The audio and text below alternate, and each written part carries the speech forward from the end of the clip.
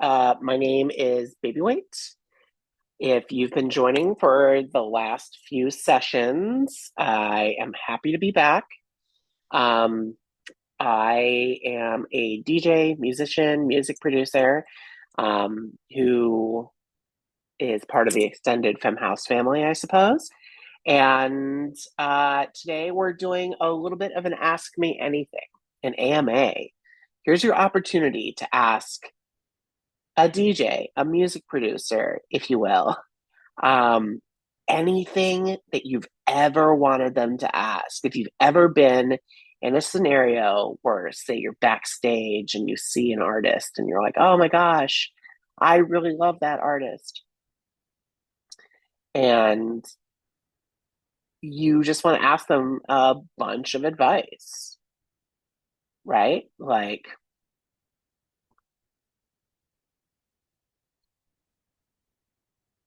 now's your chance. So I feel like to do this the easiest way, the easiest way, if you have a question, go ahead, raise your hand, and we will just do it that way, I suppose. Let's see. I'm trying to change my view so I can see everybody.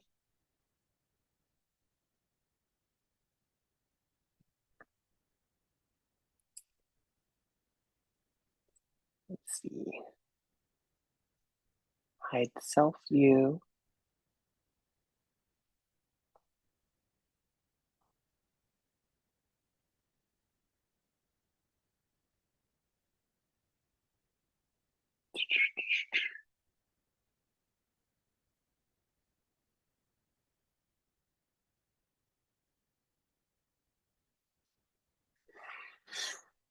I don't know if everyone can see one another.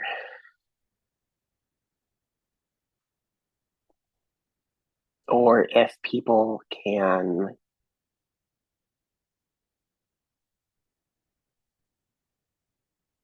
even ask questions. But I am Trevor. You can't see anyone. Okay, let's see if we can fix that.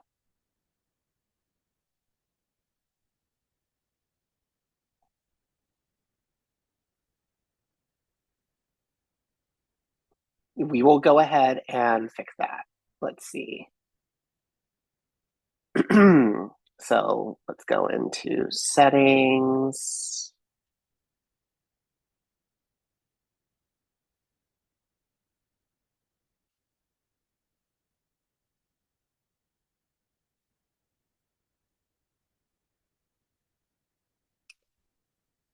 I probably should.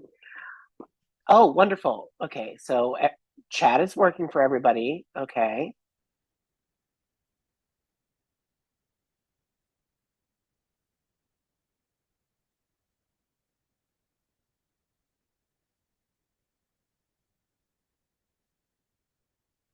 Can everyone see everyone? Is it working now?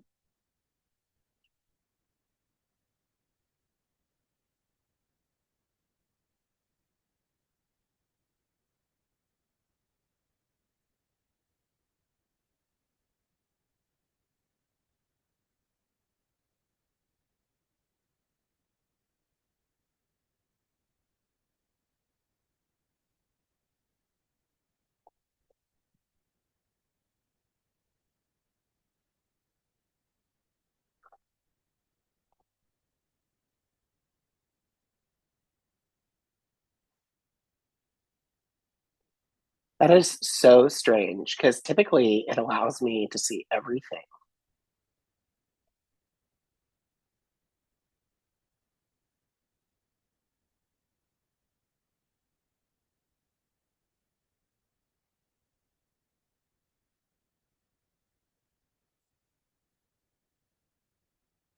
But anyhow, we will wait another minute or so and then, oh, I just turned my video off. Okay, there we go. We're back. Um,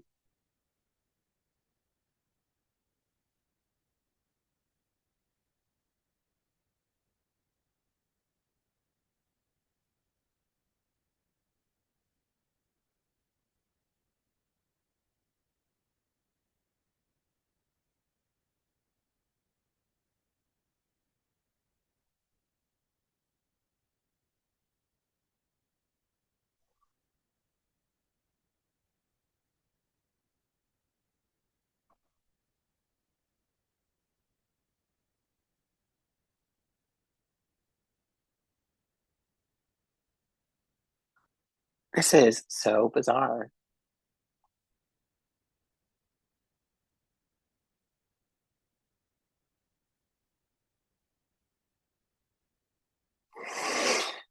Anywho, do you guys have any questions for me? We should definitely get this show started.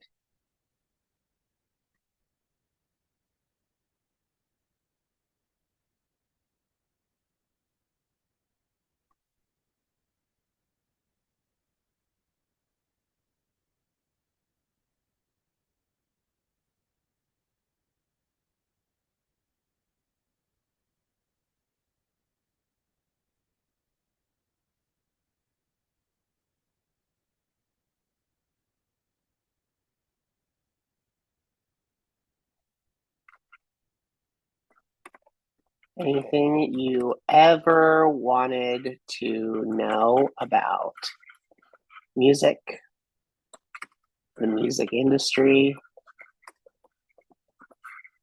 how to get things signed,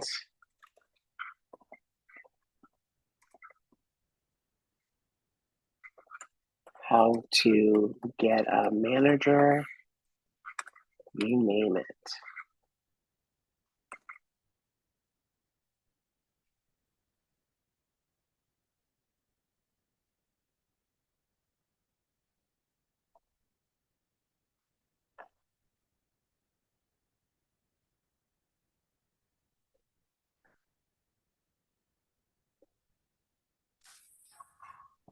Hello, Hey, Trevor. I just hey, I just enabled your thingy. Do you have a question?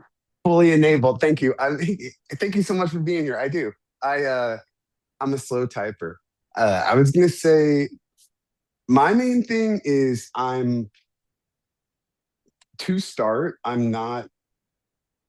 I hate social media. I'm only on social media because I feel like it's a necessary evil for this. And then the same time, you keep hearing things about it's all shifting.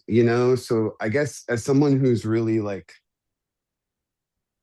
I'm into media, just not social media. So, as someone who's a people person per se, or wants to put myself out there or connect with people, but is not into that and into really even like reels, the whole game. So, and then I don't really want to, I guess I wonder I guess my question is Yeah, what you think is happening, what you think the zeitgeist is, and what you would just say to someone who is not fluent in a lot of this stuff. And I guess just the sure. general basics. Yeah. Thank you so much. Yeah, absolutely.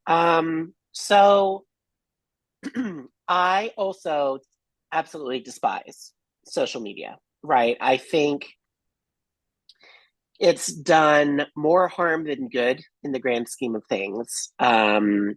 I remember back in, gosh, when I was in college, I'm going to date myself a little bit here.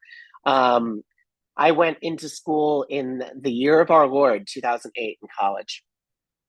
And Facebook had just been around for a few years. I had a lot of friends who were using MySpace. Tumblr was starting to pick up. But the landscape back then was unless you were on your computer, you really didn't have access to the internet, right? Trevor, I don't know how old you are, but I'm just a couple years when, older than you. oh, okay, cool. So you remember like Mhm. pre smartphone America. And back then, it was like you were pretty limited in terms of what you had access to, because it was mostly your immediate friend network. Um, Whenever you had an opportunity to be on a computer, because not everybody had a laptop yet. Um, and or if you were lucky enough to have a smartphone, like they really didn't have apps yet, right? And so fast forward a few years, the onslaught of Tumblr and Instagram later, and then Facebook and everything just kind of going out of control. Um,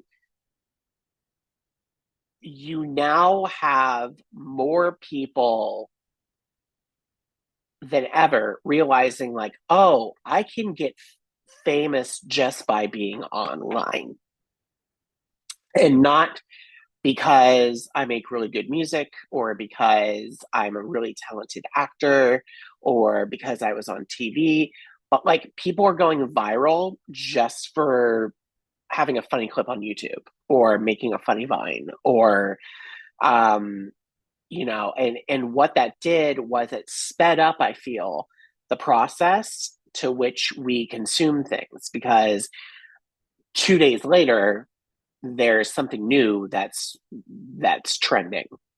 And going into the pandemic, we had this problem where we were all so chronically online because we had nowhere else to go, right? We were all stuck inside. We couldn't really talk to anyone, that wasn't in our home or available via text. Um, and as a result, we're just consuming all of this media, be it movies, TV, stuff on YouTube. Um, it just kind of the level of consumption dramatically increased, and the algorithm uh, feeds off of that, right? And so you have all of these people just like putting their whole bussy into the internet. And now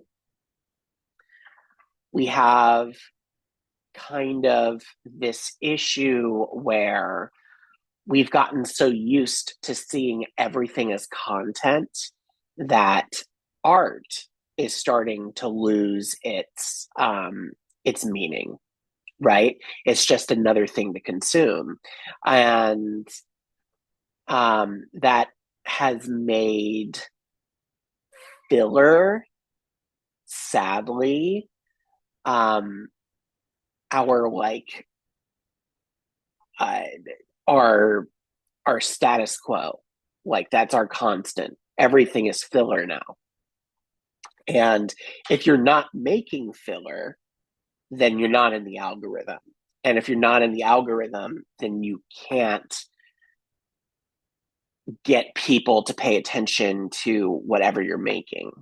And I would honestly be curious to know whether or not artists that we look up to, be it Radiohead, be it Fleetwood Mac, be it um, Iron Maiden, be it the Beatles, even, if whether or not they would survive in today's ecosystem.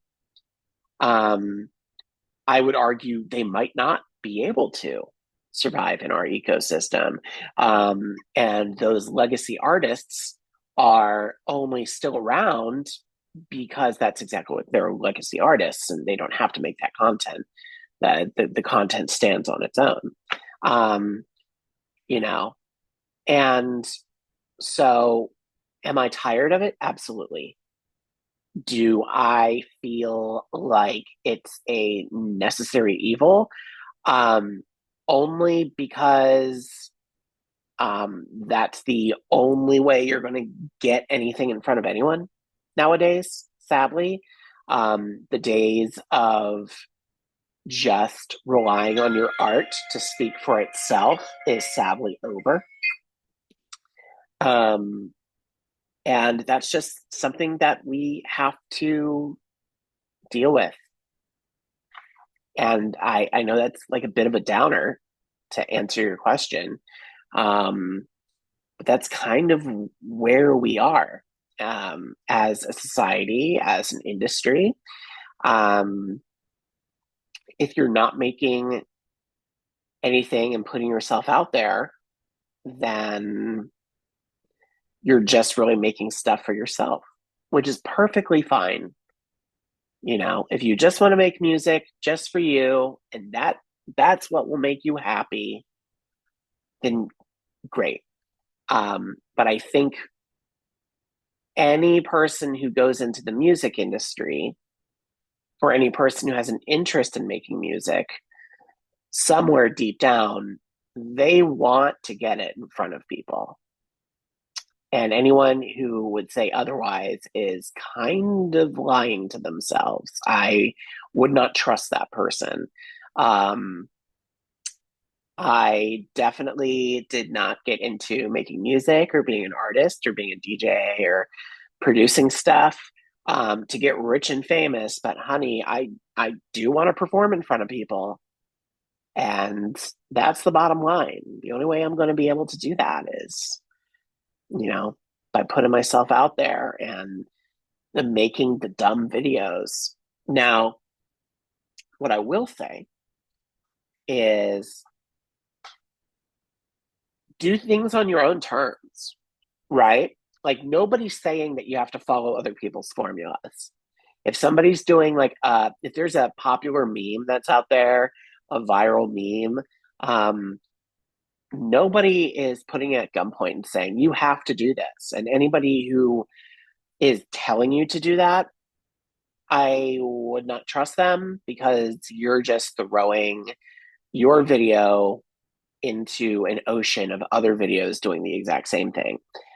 I would much rather make something unique and original and in my own voice and have it flop than follow someone else's design and still have it flop. Does that make sense? Like there's no guarantee that anything you make is going to go viral.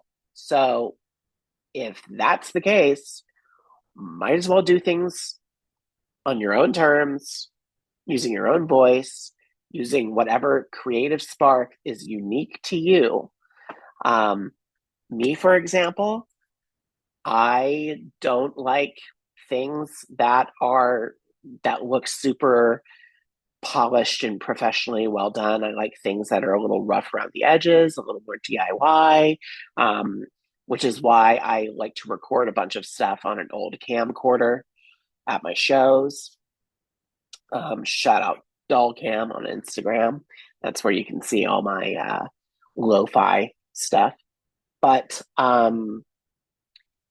yeah, like you owe it to yourself to, if you're being forced to participate in the algorithm, like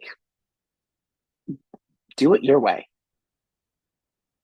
Like there's no harm in it, and the best part of that is if you do it your own way, then you only have to satisfy yourself. And if other people don't like it, then too bad, because you're doing it for you. And at least you're doing it for the algorithm, And it's like that's just it. Like think about like if Tom York from Radiohead had to like promote the song Karma Police in the 90s, if he had social media, right? Like knowing Tom York, he would probably do the most like anti promotional promotion for something like that. Like, do you really think he's going to get on Instagram and be like, this is the song of the summer, you have to listen to Karma Police? No, he's probably going to do something like really weird and unhinged and like, but for his music, for Radiohead's music and for their fan base, it makes sense for them. It's that's their brand. That's the vision they've created. That's the voice they have.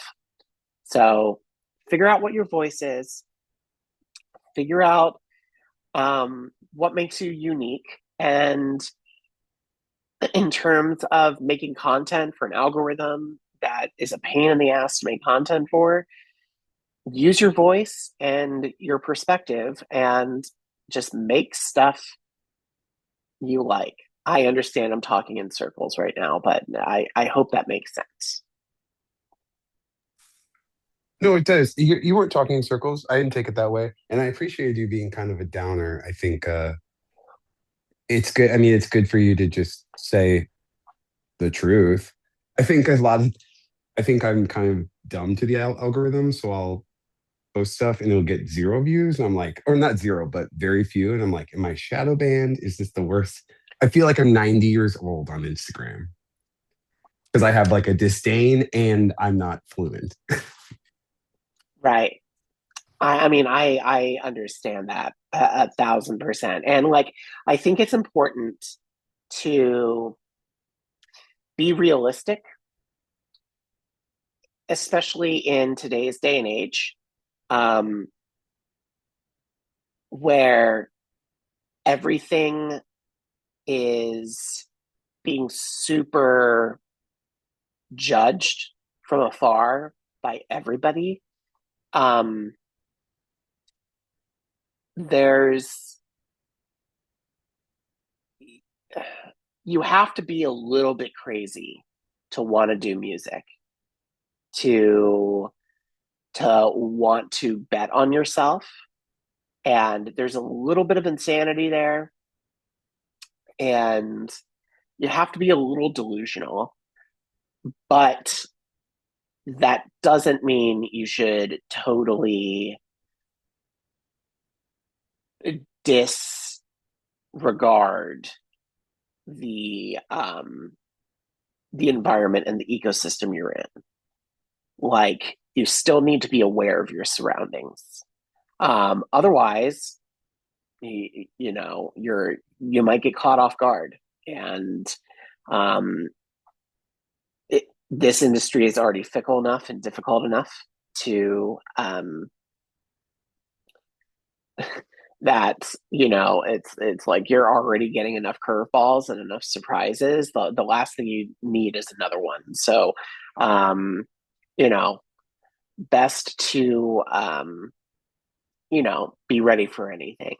And you know, the closer that you can do that by being yourself, the better. Um, so I hope I'm saying this correctly, Soraya. If you have a question, I'm all ears.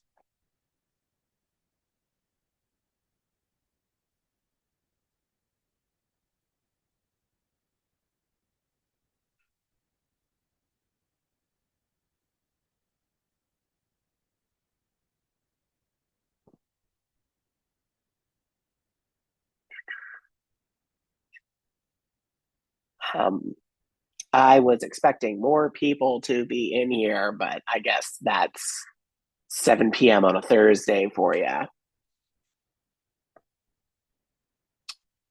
But in the meantime, let's see. If you do, you guys have any questions about, I don't know,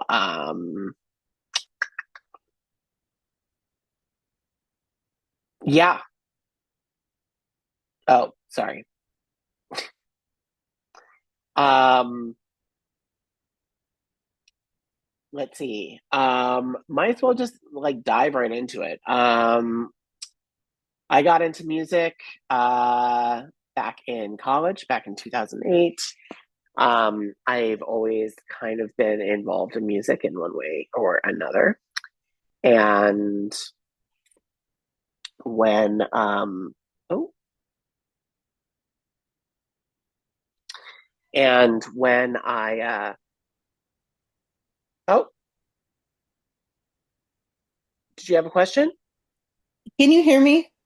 Yeah, I can hear you. Okay, I'm sorry about that. I'm having technical difficulties over here. My bad. It's okay. It's okay. We're all kind of flying by the seat of our pants on this one. Okay. Sure. I don't even know if my camera's on or not, so I don't know what I'm looking like right now if y'all can see me. But um Um, I see your photo. I do not see your video. okay, perfect. That's what I'm going for. Okay. So I guess I wrote down a couple questions, but I guess I'll start with this one. So if you were starting over from scratch, let's say no connections, um, possibly just learning how to DJ, what would you focus on in the first, I'd say, couple months of your journey? That's a great question. I would say, um, how would I start? Well, first and foremost, you always have to practice at home, right? I forget what the actual saying is, but it's something like 500 hours, 800 hours, whatever. Practice makes perfect. Um, in addition, so I would practice at home, practice your DJ skills. I would also go see as many DJs as possible. And I would go see as many different types of DJs as possible, right?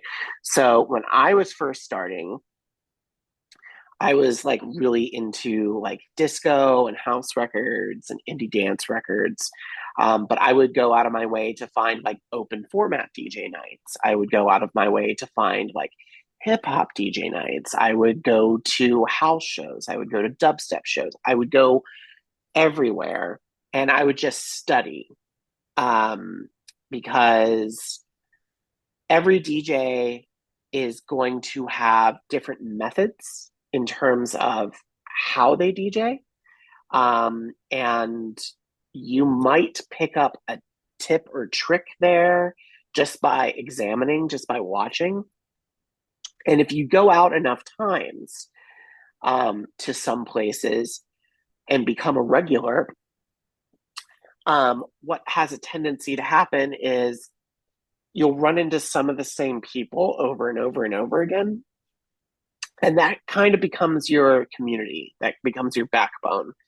Um, the there's no real I wish there was a better way, but you just have to put yourself out there.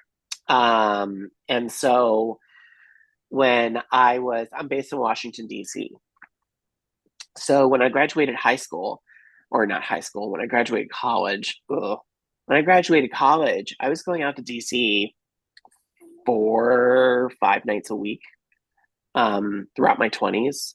Um, and, I was like meeting people. Eventually, I found somebody who was looking for a writer for a music blog that was local, started writing for that music blog. They found out that I DJ'd on the side. And then they put me in touch with a promoter at a venue that I went to all the time. So I already knew all the people there. And then, one thing led to another. And crazy enough, that's how most of these connections happen, right? Um, Now, I will say,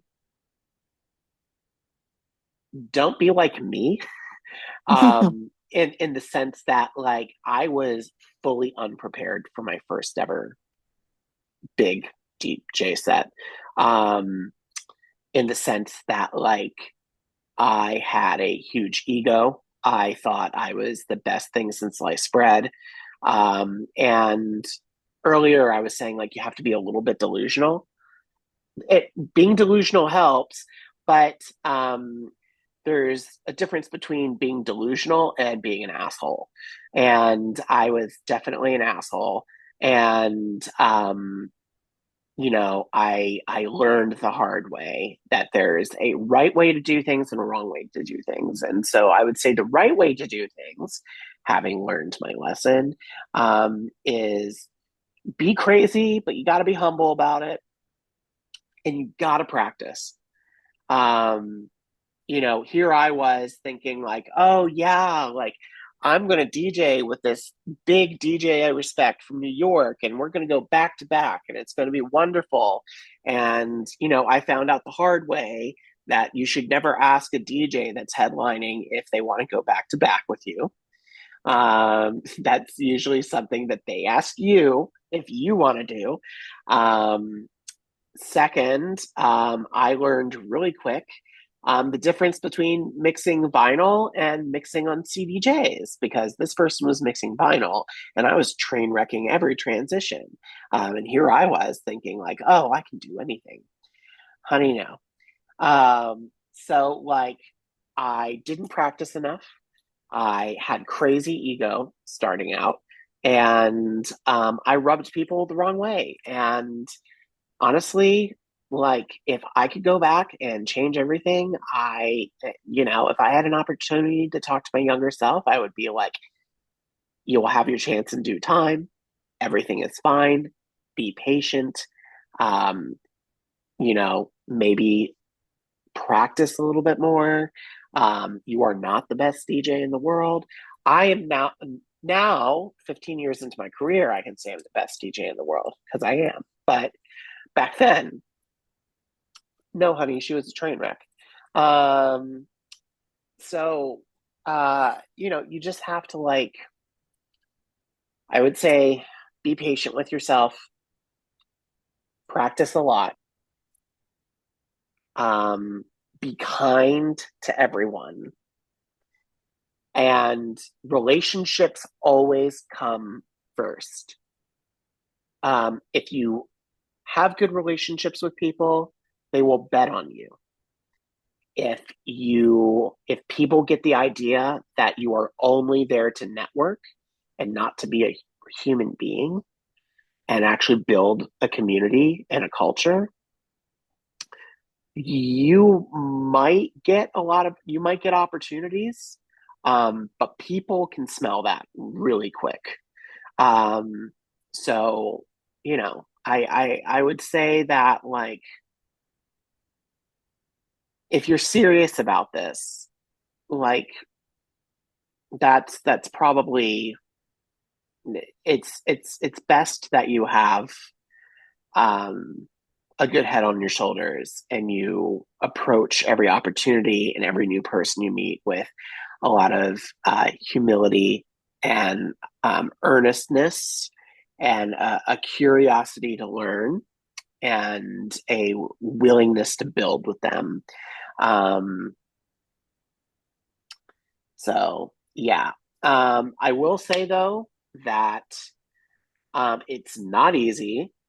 Um, this is when you're just starting out. If you're the type of person who is going to want to stay home, um, or like be like, I would much rather be in my bed under the covers watching guilty pleasure TV. Um, this lifestyle is not for you. This is you are exhausted and you can't stand up anymore, but you got to go to the club because there's an artist you want to see, and you were invited by the guy who runs the door and says, "Hey, I can get you in." And sometimes you have to swallow that and drink a Red Bull and be on your way. And then, after doing it for long enough, then you can earn the opportunity to stay home every once in a while. Yeah, that's probably what I would suggest to somebody just starting out. That long, rambly explanation. So yeah, I'm not sure if that was helpful at all. But um, it's a good place to start. No, definitely. It was very, very helpful. I'm actually, that's kind of the stage I'm in right now. I'm just going to as many shows as I can go to. Not trying to monopolize the conversation, but I'm just kind of took a hiatus from music. I went to college for vocal music performance, and life, trauma, all that fun stuff, and getting back into Yeah. it now. And I'm actually like super starting from scratch. Like I ain't touched a turntable before, but I've always been fascinated by DJing, and I really want to learn how to do it. I actually want to start my own event. And I think I'd be able to contribute to it a lot more if I knew what I was doing. So yeah, I'd like to, yeah, I'm a sponge right now, just soaking up as much info as I can. So Cool. yeah.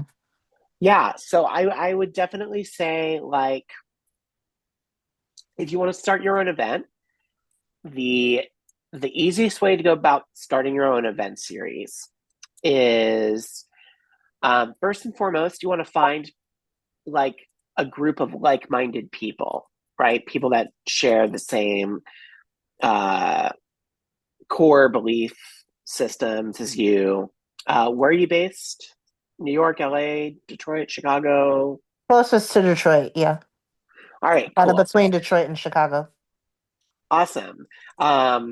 So Detroit and Chicago both being like birthplaces of house and techno, respectively. Hmm. Yeah. Um, you are kind of in a blessed scenario in the sense that like everybody is like already kind of hip to the game, right? Hmm. Like, um, if you were in like I don't know Oklahoma, and like you might have a much harder time. But you're in a part of the country, you're in a part of the world where that's already part of the fabric. Like someone's grandmother knows what house music is because she danced the percolator in '94. Like that's Yeah, like for sure. so you're kind of in a like a great place.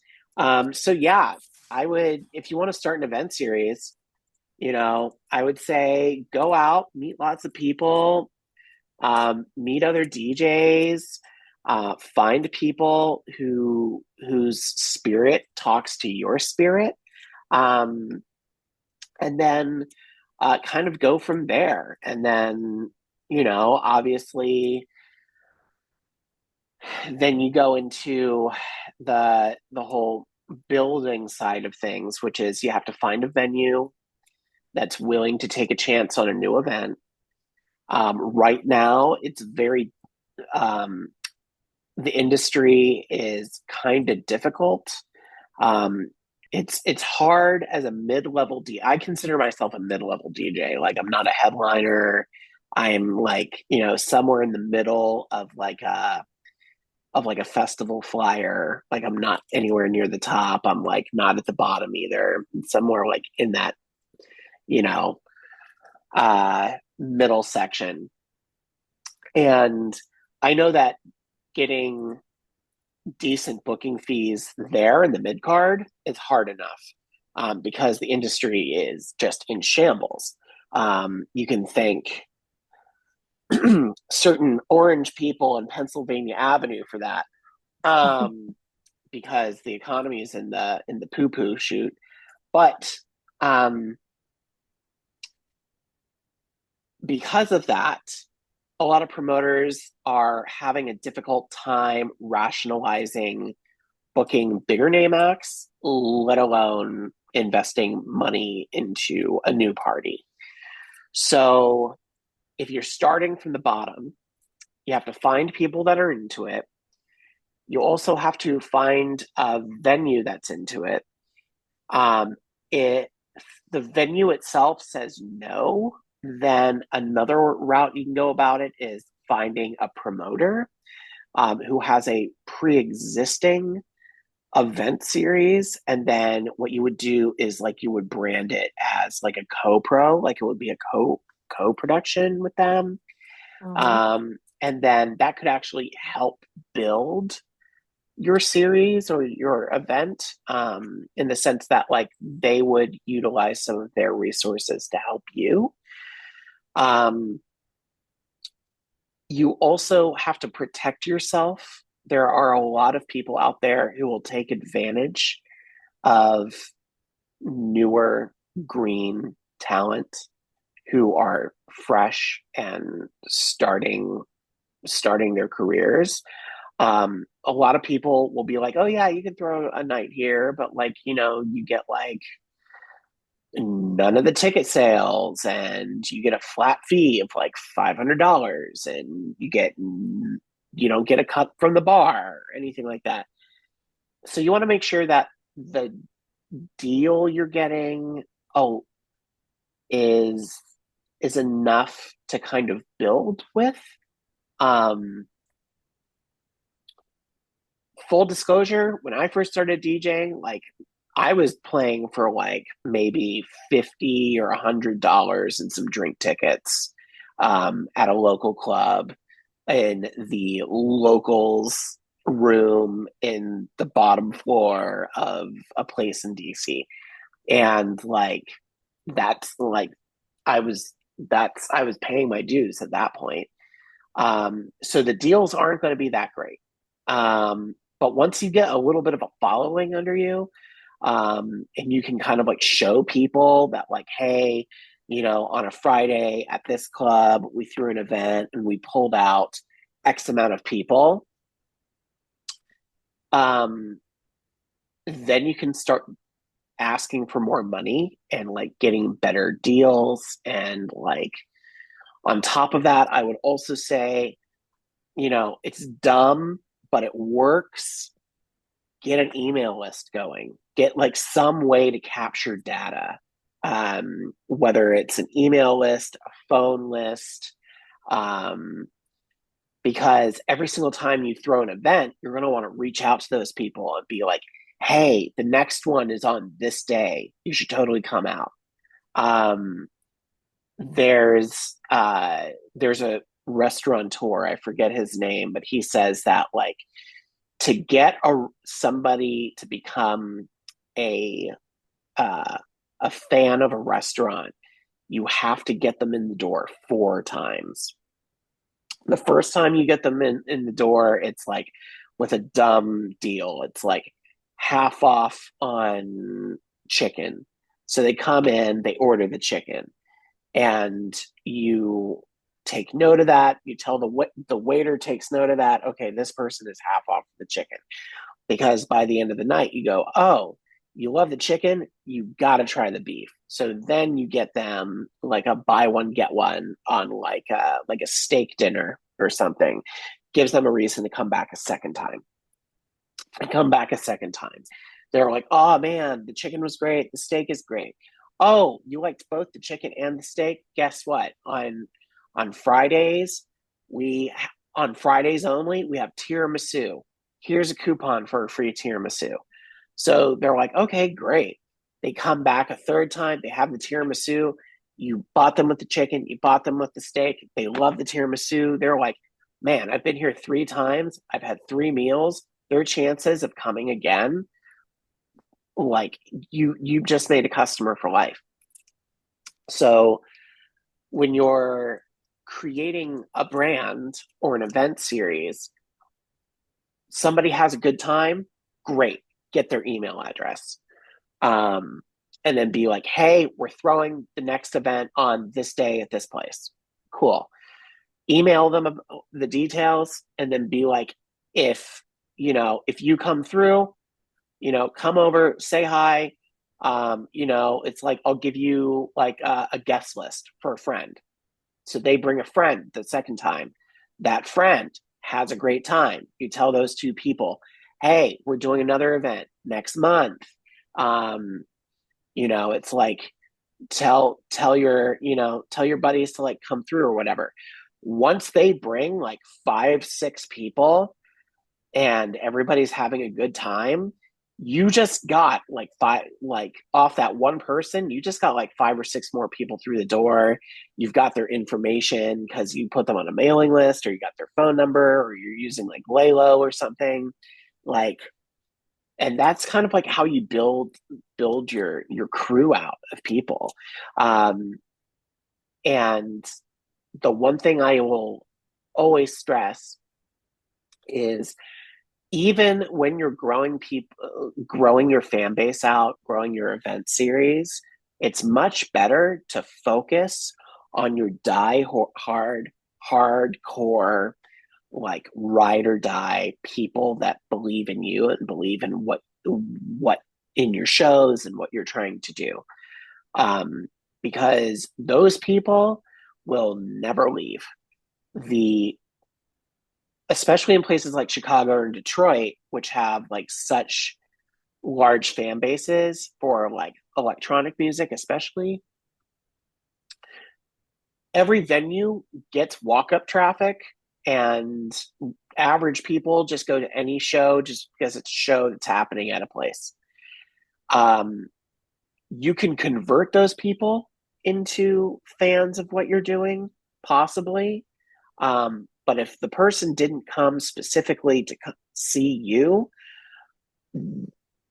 those people are not the the core people you need to be listening to.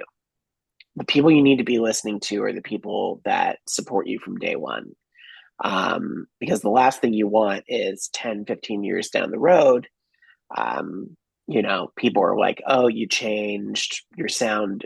Like, you used to be like for the culture, now you're not. Because then, it's like, you're kind of like, you're you're gonna lose everything at that point. Um, at least in my opinion. So yeah, if you're building an event series, like those are really easy ways to kind of like get your foot in the door, and to kind of like build something from scratch.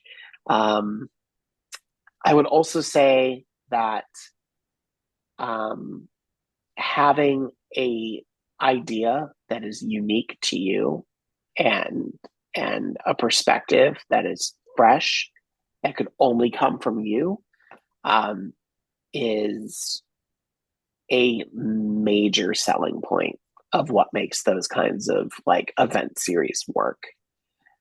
It needs to have a perspective that's singular, and something that only you could do. Which is why I feel like event series like Elro, or Green Velvet's like La La Land series, or even like what FEMME House does with their programming. Like what sets them apart is their perspective, and their approach to the music, and their approach to an aesthetic and building an environment for people. Um, you want to make sure you're telling some kind of a story, because if you don't have a story or a narrative, or a perspective, then you're just another party in a sea of other parties. Does that make sense? Absolutely. Yeah. So I don't know if that's helpful or not, but like I've done my fair share of events from the ground up. Um, like here in Washington D.C., for example, and the first step is to always like come up with a vision, and and it has to be shared with other people, because no person is an island in this industry. You always have to have people that have your back, and you have to have their back as well. And that's kind of how you get things going. I would also say like, and this is an extension to like building a brand as an artist as well. Something that I've done in the past here. I'll share my screen so you guys can see. Um,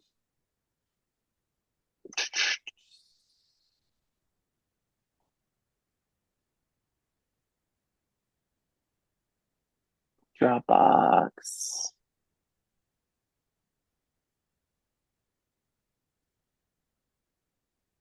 Oh my gosh.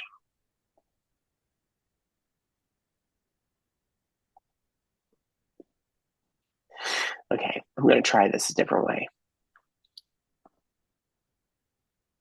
Dropbox.com.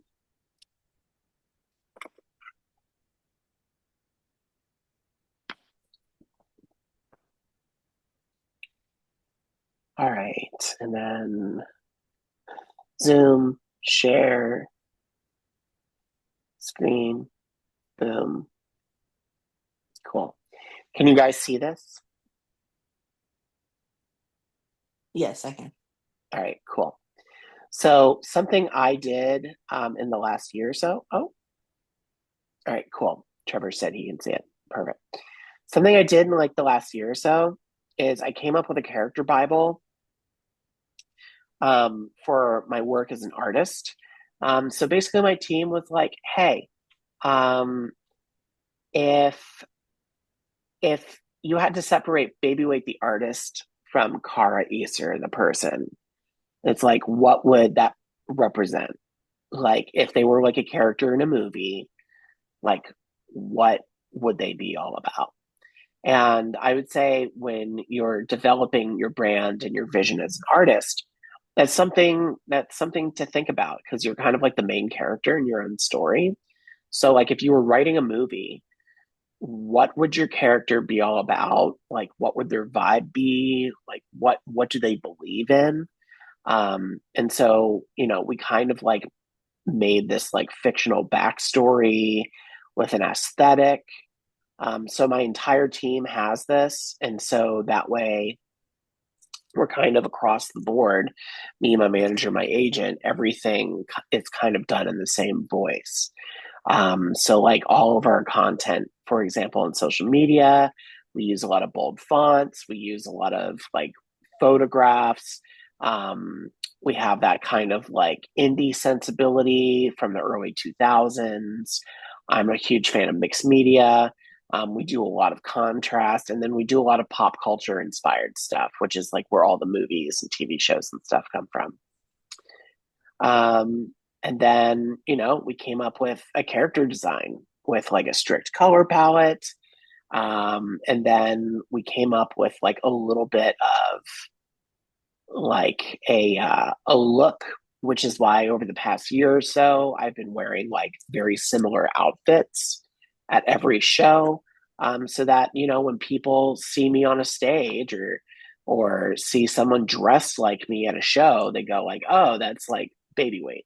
Um, kind of the idea that like Skrillex, when he was first starting out, everybody was like, oh, the guy with the glasses and the, shaved head, like that's Skrillex.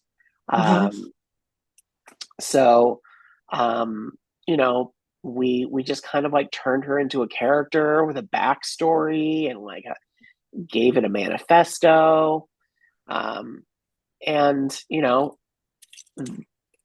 having this approach, this kind of like Pinterest board or mood board or vision board approach to your music can be really helpful in terms of like defining your vibe, your aesthetic, what you're about.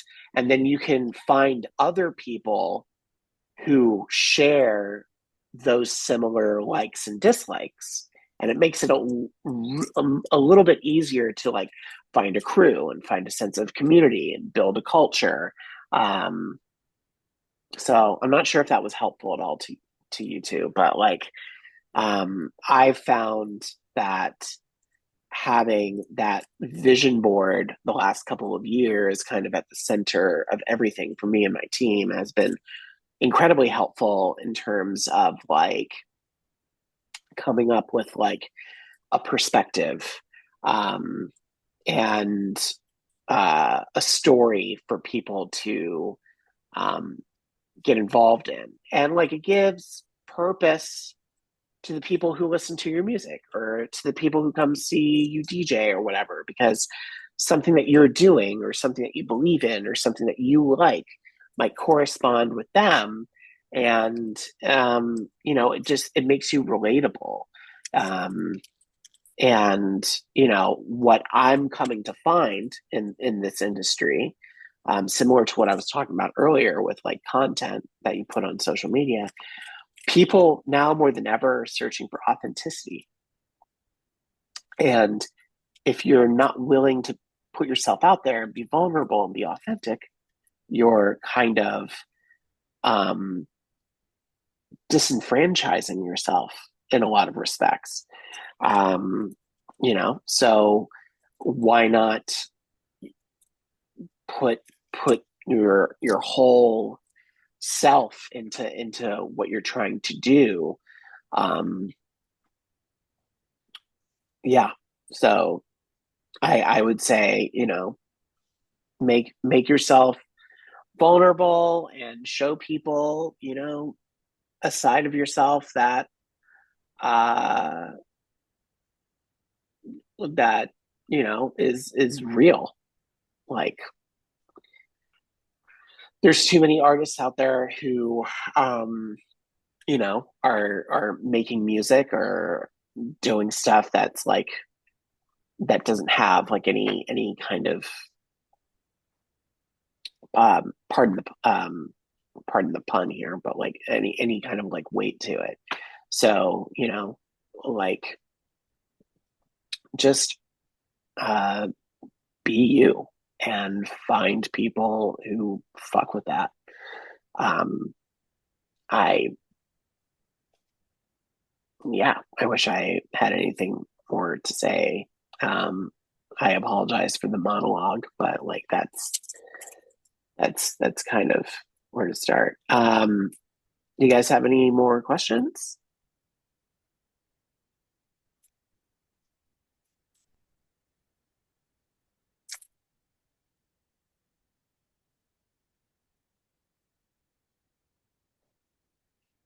Yes, no, maybe.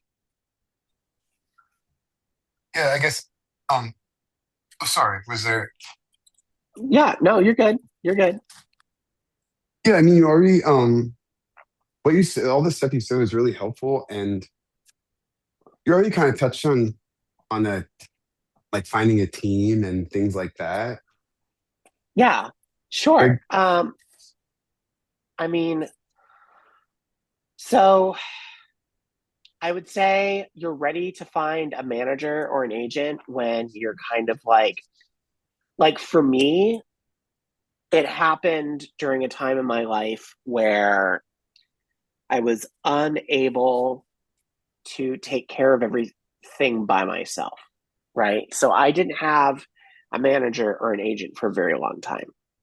Um, Back in 2014 or 2015, I had an agent for like maybe a manager for like a year. But we parted ways because um, like we just didn't. I still love them to death. They're the best person ever. Um, but like, you know, we both felt at the time that like I wasn't quite ready for one. And also, they really loved what I was about, but like they really didn't understand what I was about. And so around the pandemic, I started getting some offers to do live stream work. And I found my manager. I had known my manager at the time, who is now my agent, funny enough. Um, I got a management opportunity because it was someone I had known for a while, and it was a relationship I had made through other friends, and they were they really liked what I was about. Shout out John Hamlin, who's over at Good Direction Agency.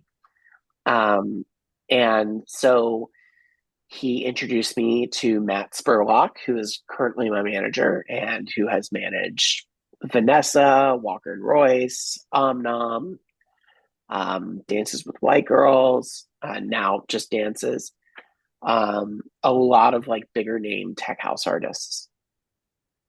And I had met Matt at an event a few years before through Gavin from Walker and Royce, who's a friend. And yeah, like it was a thing where it was just like I was getting asked to do a bunch of like bigger and bigger and bigger stuff. And um our it just kind of naturally came together. It wasn't forced. And I guess that's to say that the right time to get a manager and find a manager, you'll know. Like, if you force yourself too early to get representation, um, it like it might not give you the results that you want. Um, but I found that it was like right place, right time, and that's the best way to go about it. And around that time, they had already been talking to an agent in LA, my first ever agent, Hamilton Wright, about representing some other artists that they manage. And so it just became kind of like a natural fit. And that's how I got my first agent. Um, and, you know, I would say that it's kind of like a chicken or the egg scenario in a lot of ways. Um, I got my manager first, my agent second. Sometimes it's the other way around. Sometimes people get along with an agent, they get signed to an agency, and then they find a manager afterward, or like maybe they part ways with a manager and then they have to go out and seek a new one. Um, but usually it's either or, and then you wind up getting the other one. Um, I will say though, just from my experience, a lot of agents don't, a lot of agents who are friends of mine have said to me in the past that if an artist doesn't have management, it makes their life incredibly difficult. And it's like the other way around, right? Like it's not a manager's job to get you gigs. That's an agent's job.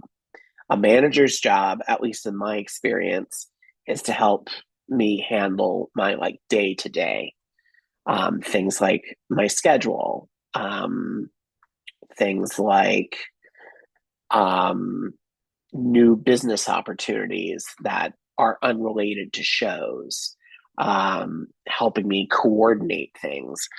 Um, an agent's only real job is to help you get bookings.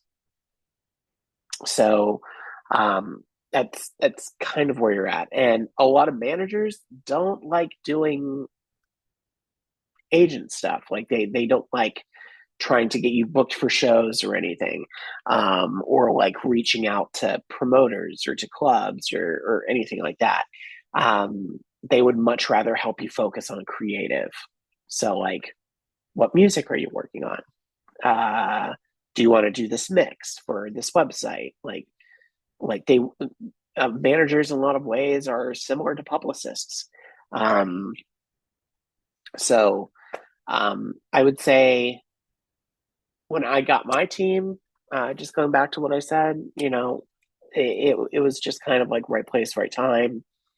And it just naturally came together. And I would argue that that's the best way to go about doing it, is just to let things kind of happen, and not to force it.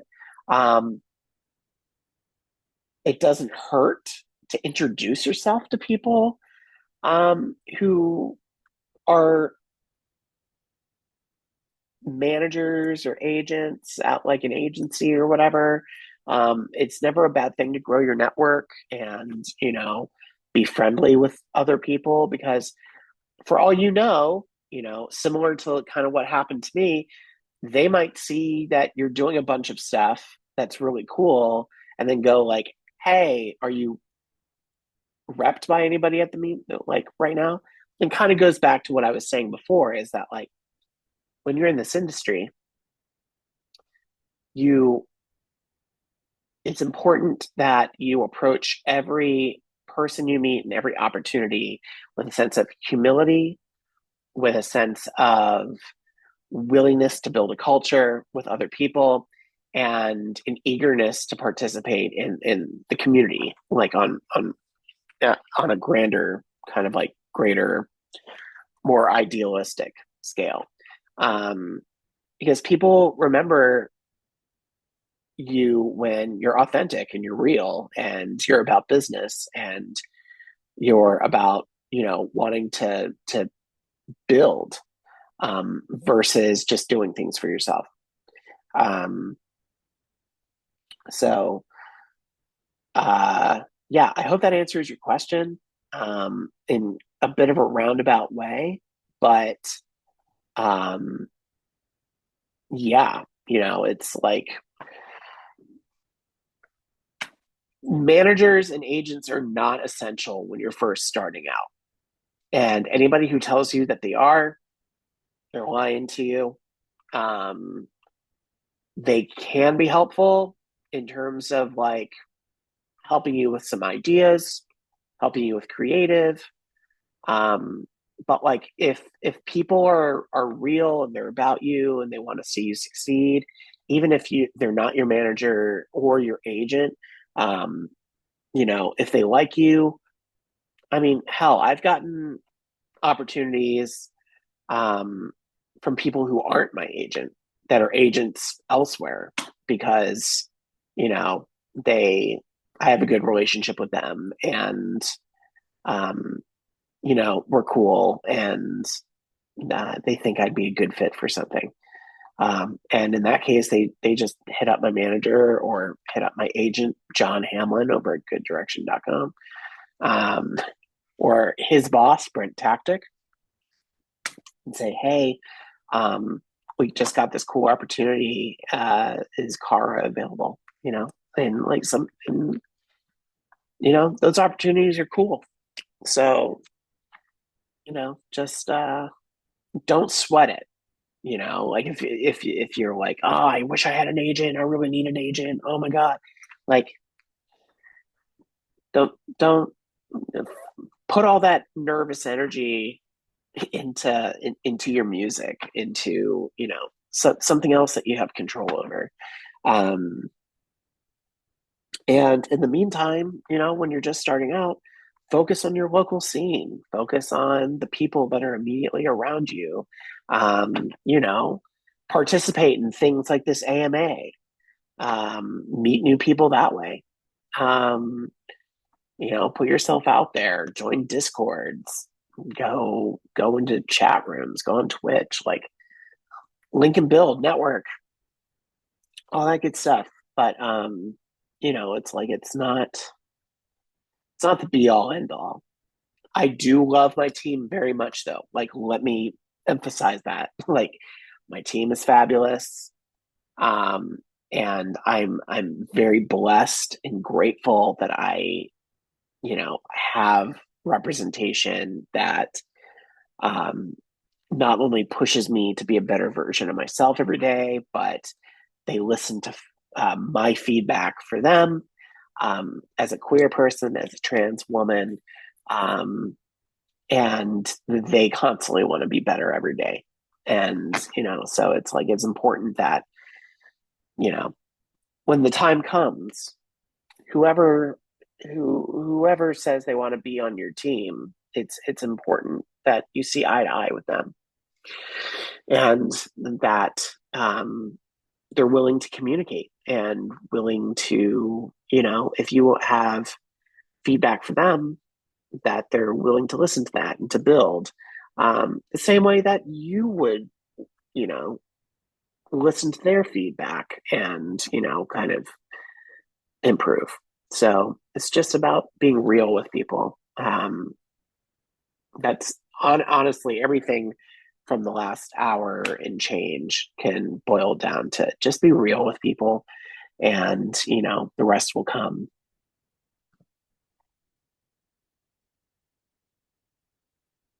Yeah. So did that answer your question? I feel like I cut you off while you were asking. It did. I appreciate it. I don't know. I'm a little embarrassed because I feel, I mean, try I mentioned also like I have my shared trauma and stuff from my past. So I feel like I really like hit pause on my life. So now feel like I have a lot of the qualities I need, but I don't.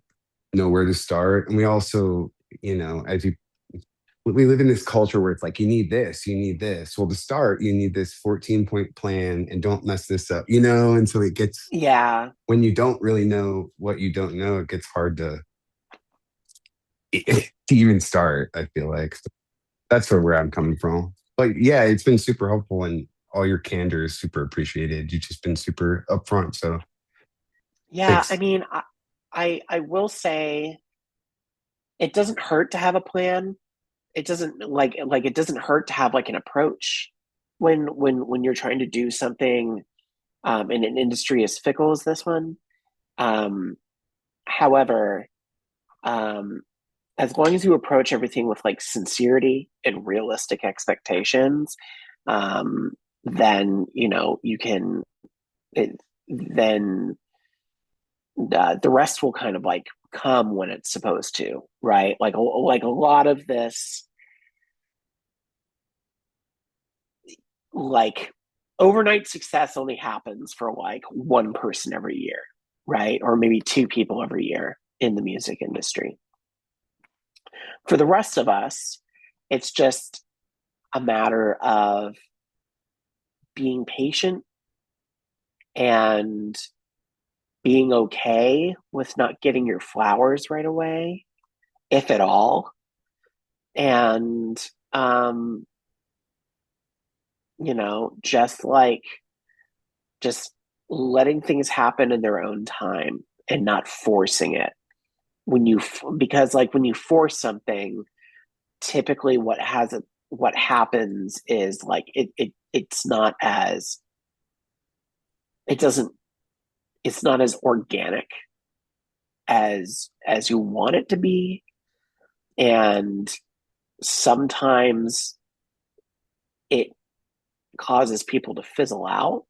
Like the amount of artists I've seen just in the last 5 or 6 years kind of like have a huge moment and then just disappear is mind boggling. And again, it goes back to what we were talking about before about like the nature of consumption nowadays with content, and how like music and film and TV, like all of it is content now. It's not art anymore.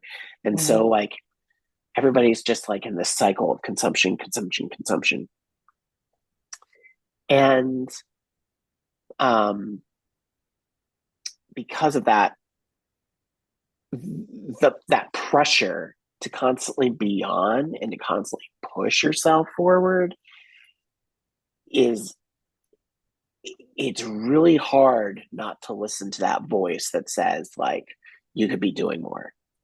um and like I've fallen victim to it before, and what always happens is like the next day or maybe 2 days later I go like, fuck, I shouldn't have pulled the trigger on that. I should have just like let it happen when it was supposed to happen, because like it didn't get the reaction I wanted it to, or it like falls flat, or like sometimes I open my big mouth and say something stupid. It happens a lot.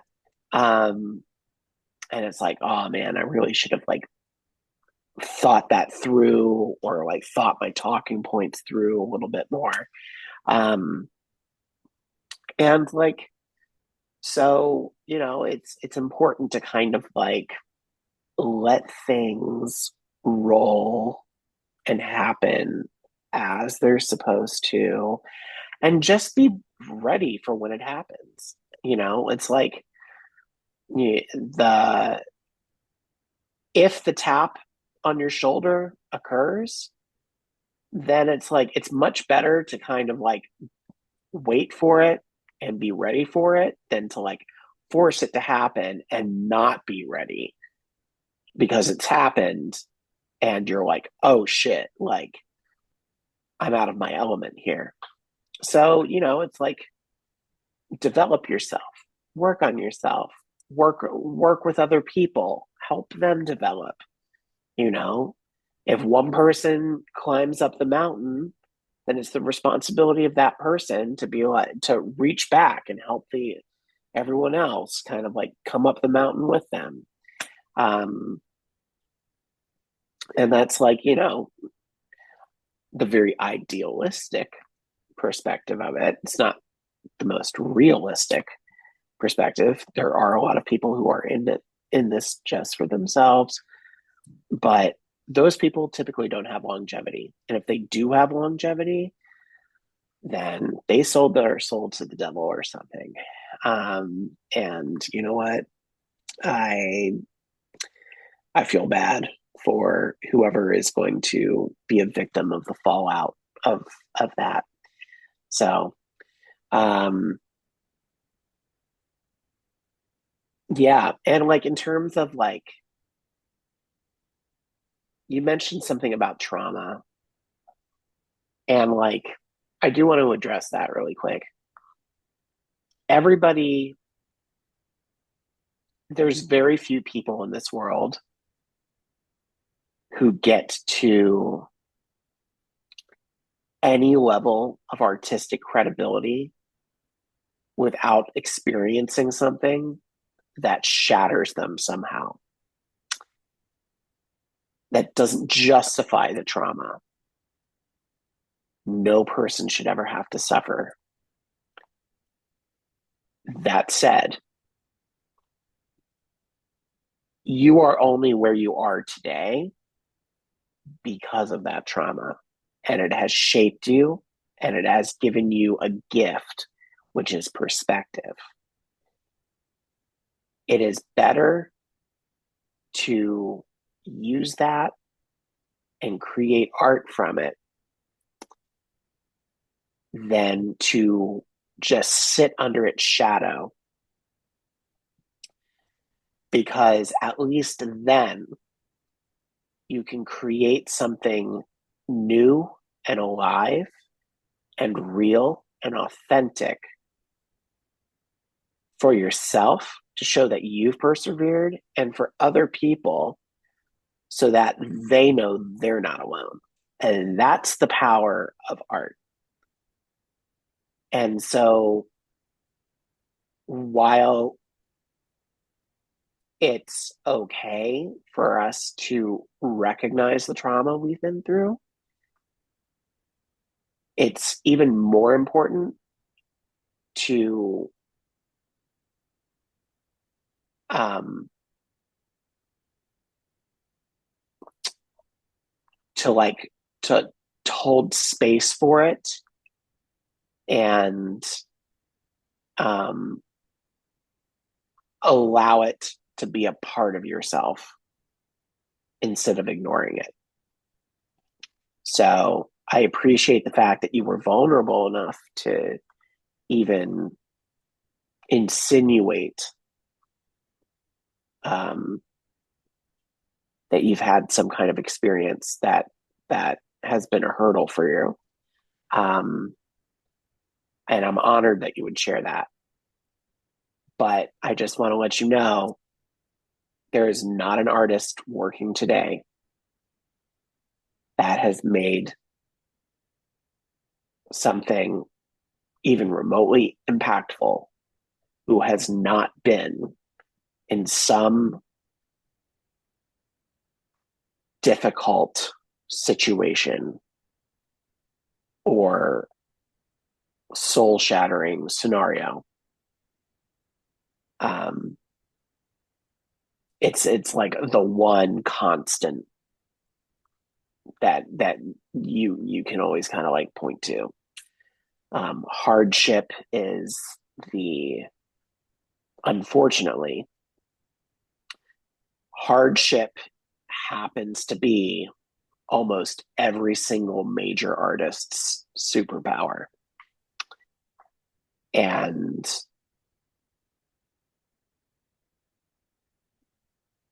that's just the reality. Be it, you know, something that's happened to you or a family member or some struggle that you've faced, you know, just by like trying to make your way through um, the the rigmarole of this entire industry. And it's like, yeah, that creates armor for you. It creates ammunition for you. And it's important that you kind of like own that. So anyway, I hope that gives you something to think about. I,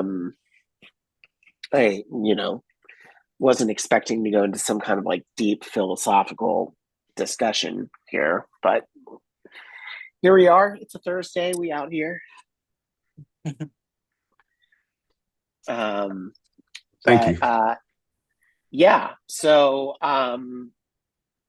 just to kind of like wrap things up, hold on. I'm just like plugging in my laptop really quick. Do you guys have any more questions or anything, or?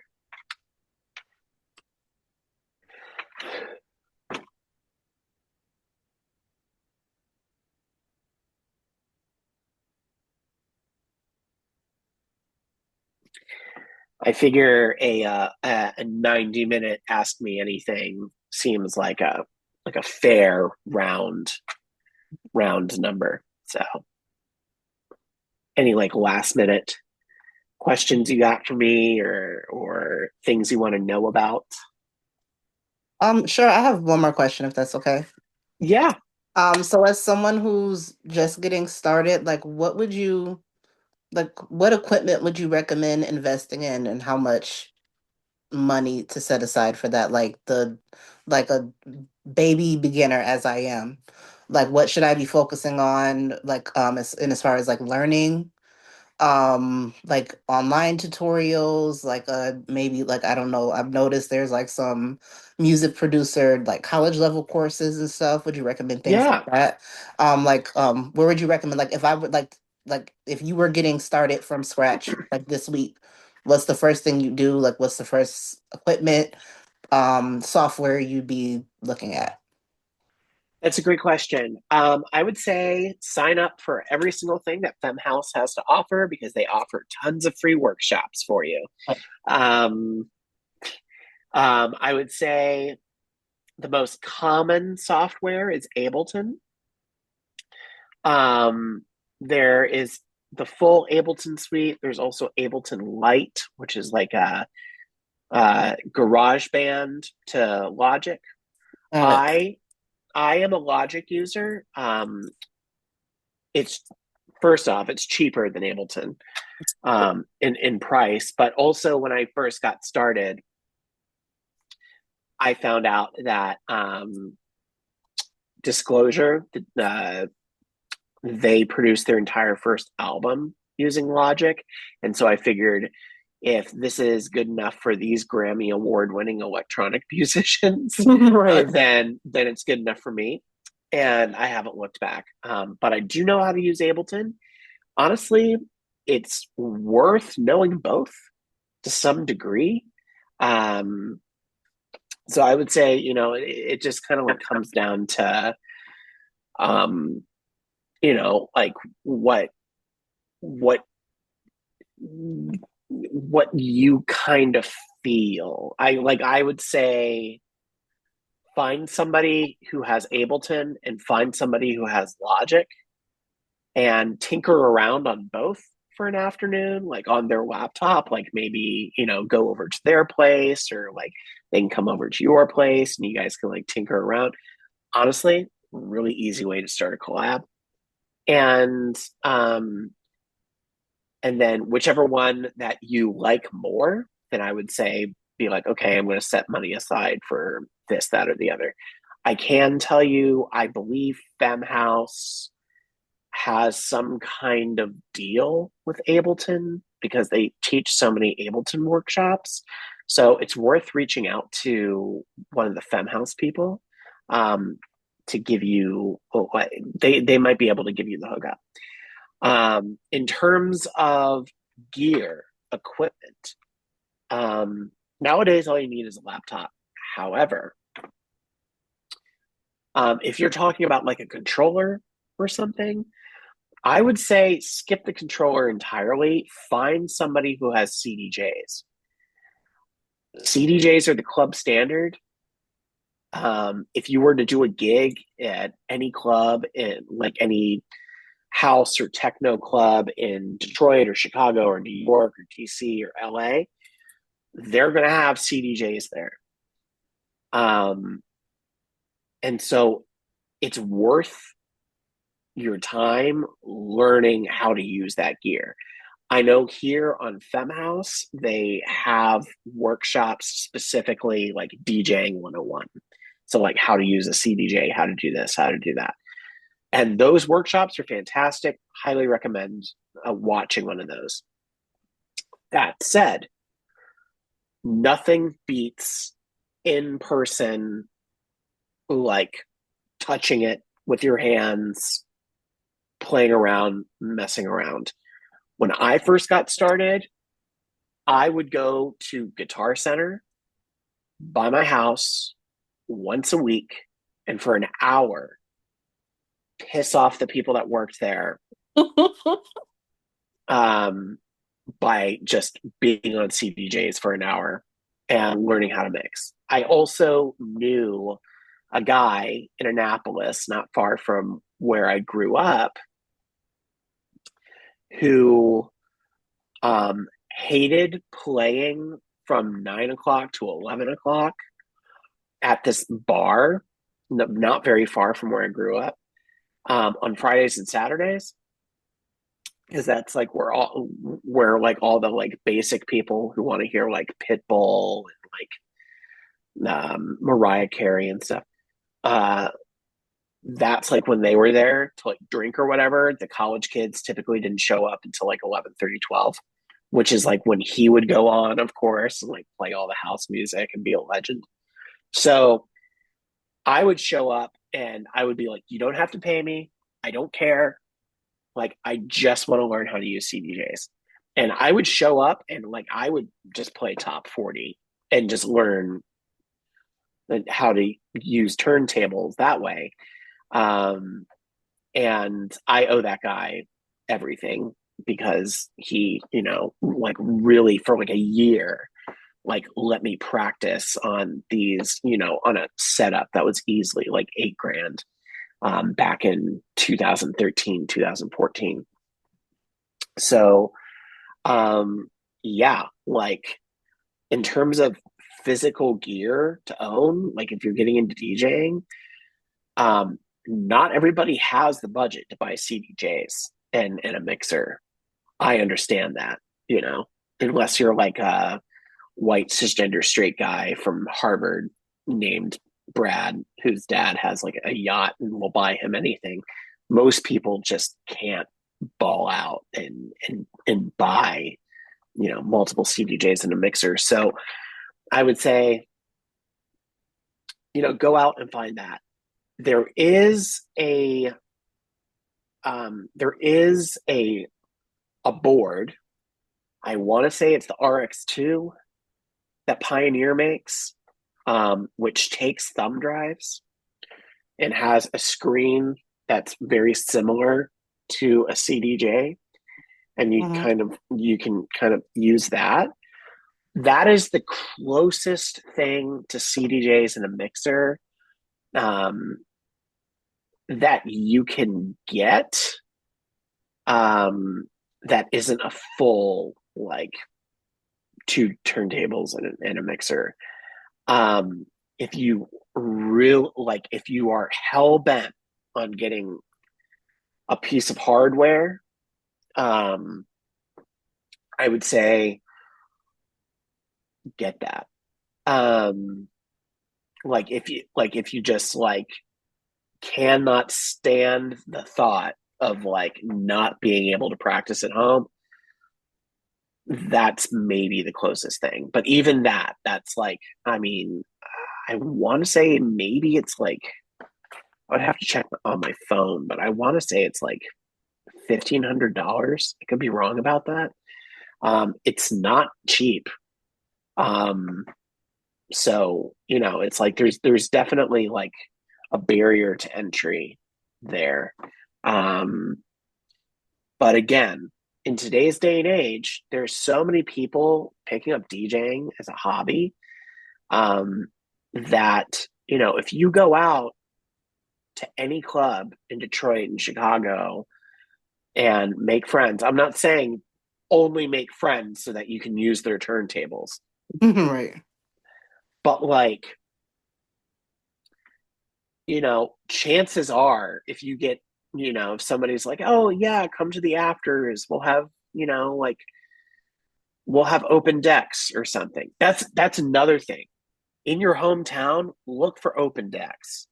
There's always people on Instagram that are like, or like Facebook or whatever, that's like, oh, we're doing a thing at this bar, it's open decks, anybody can come through. Like, do it. Like, go. You got nothing to lose. Um, and like sometimes that's where like you find some of your best mates. Like I've made lifelong friends just by going to like random things like that, right out of college. So like there's that's kind of where you're at. So like when it comes to music production, figure out your DAW, be it Logic, be it Ableton. Those are the two most popular ones. Um, and then from there, I would say the other software that's worth your time. Um, get a subscription to Splice. It's $10 a month. You get like tons of free samples. They're super useful to produce when it comes to producing. Um, and then from there, in terms of hardware, you want just a really good pair of headphones. I use the Sennheiser HD 25s. They're the really flimsy looking ones. Almost every single artist I know uses them, despite the fact that they look so flimsy. But that's because they have like a really good kind of like bass response in them. That's like not like overly bassy. If you get like Beats by Dre, for example, like they boost the bass in Beats by Dre headphones, so you're not really like getting a good like picture of like how things sound in terms of like Mhm. what's going out of the mixer. So like get a good pair of headphones. You want to invest in solid USB drives if you're on CDJs. I'm a fan of they're like 64 gigabyte, like SanDisk they're like little black ones. Like you can always buy them for super cheap. Um, but yeah, it's like other than that, like nowadays, I don't think you need anything else. Like there are a lot of people out there who will be like, "Oh, you're not a real producer unless you have like a 909 drum machine or a sampler at your house or like a contact like MIDI keyboard." But like honestly, like the chip in your MacBook or your PC is so powerful nowadays, and VSTs that you can download for like Ableton or whatever are so close to the real thing now. Like it's kind of elitist at this point to be like that, to be like, oh, it's not the same as this hardware. It's 2026. It's pretty close. Um, and the only people that can hear a difference are maybe like really crazy synthesizer nerds, or Wendy Carlos, and like she's in her 80s and retired and has no desire to make music or be seen in public. Um, I would know because I tried to get her on a panel last summer and she said no. So like, yeah, like where that's kind of where you're at. I hope that was helpful. Nobody's really asked me that question before, specifically as it pertains to like gear or like I've heard the what kind of software should I get, but like nobody's been like, should I get a controller? Should I get turntables? Like, which I'm surprised more people don't ask that, but that's that's the fact of the matter. Um, but yeah,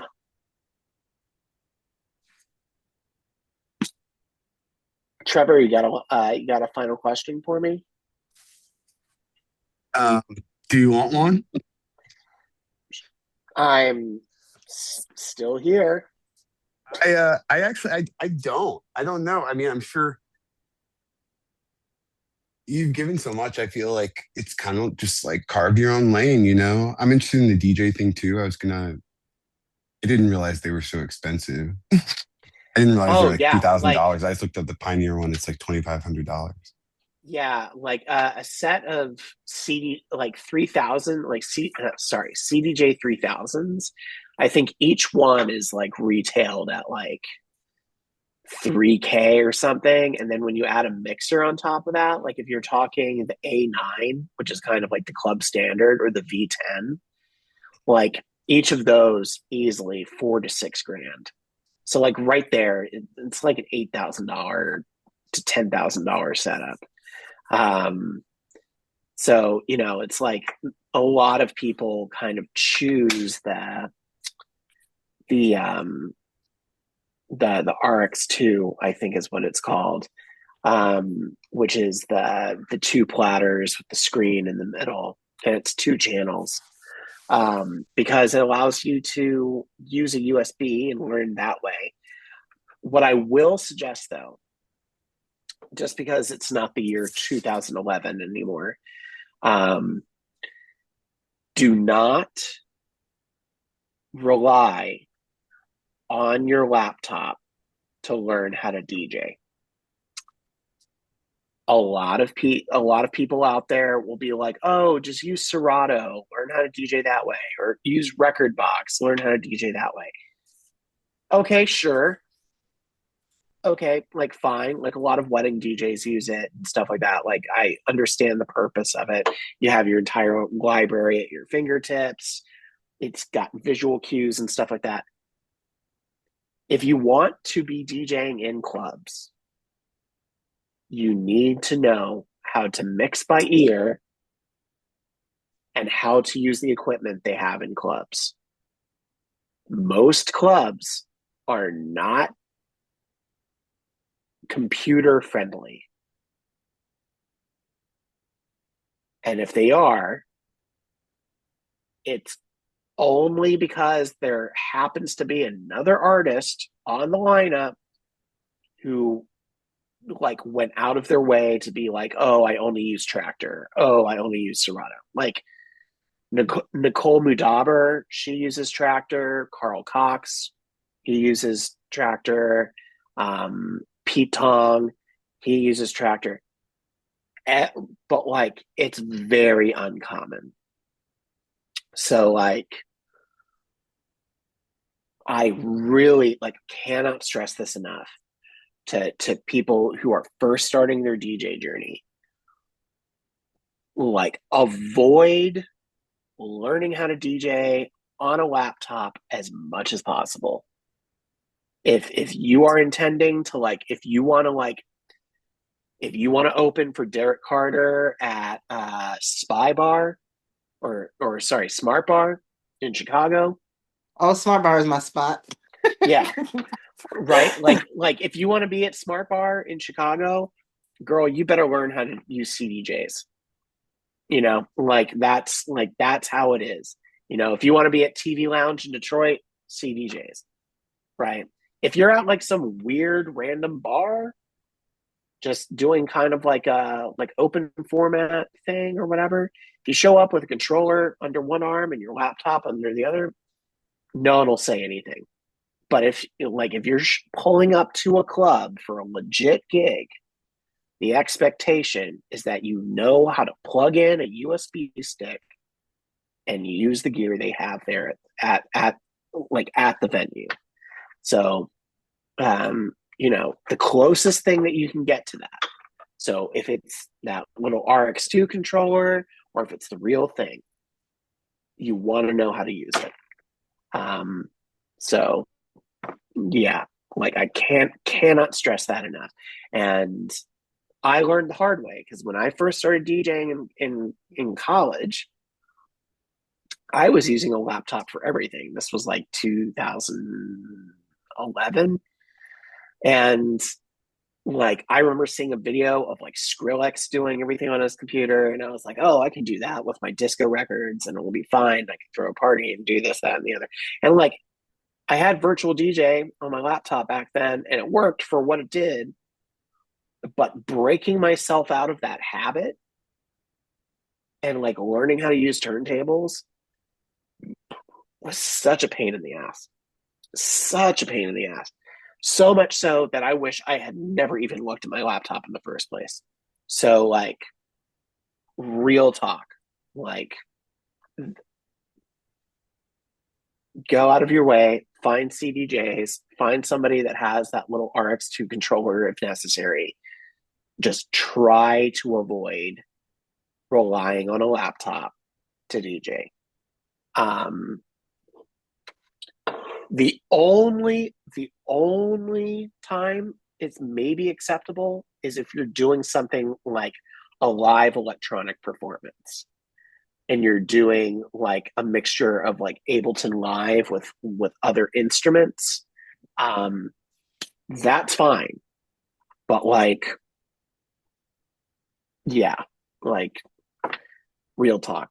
So, anywho, um, it's almost 8:45 over here on the East Coast where I'm at. I don't know where y'all are at, but um, it's getting kind of late over here. Thank you so much for coming out, asking questions. Sitting on here with a stranger for an hour and a half and just like asking them questions about stuff and like listening to me ramble or whatever. Hit me up on Instagram. I'd love to follow you both. Um, Feel free to reach out if you need anything, if you have any more questions, any more advice. Find me at Baby Weight Music on all platforms, Twitter, Instagram, TikTok, you name it. I'm doing another session next month where I'm going to be teaching how to remix songs that you like. Like if you were like, oh my God, I really like this new I don't know. I really like this new Harry Styles song. I wish I knew how to turn it into a remix. Guess what? I'm going to teach people how to do that next month. Um, but yeah, and I got a track coming out tomorrow too on Rules Don't Apply, which is Walker and Royce's label. So it's called Sundown. It's fun. It's cool. If you hit me up on Instagram, I'll shoot you the link. You can download it, get a free track out of me. Shameless plug. But yeah, thank you so much, guys, for coming out and on a Thursday and listening to me ramble and stuff like that. And yeah, until then, hit me up on Instagram. And if you got any more questions, concerns, anything, that's the place to do it. Otherwise, coming up next week, because I have to do the plug, I would be a terrible, terrible, terrible teacher if I didn't say anything. The next session is April 5th, and it's studio to stage with Claire Lim. She's fantastic. Highly recommend that. She's going to be teaching about how to take studio music that you make in the studio and how to transfer it to a live performance. Really cool. And then on the 16th, that's when I'm doing the remix and bootleg session. And then I'm also doing a branding session on May 14th as well. So like if you want to learn how to like build like a pitch deck and an EPK and stuff like that, I'm going to show people how to do that too. So, but yeah, that's it. That's all I got. Um, but have a good night, everybody, and I will see you later. Okay, thank you. This has been very helpful. I took a lot of good notes. Yeah, anytime.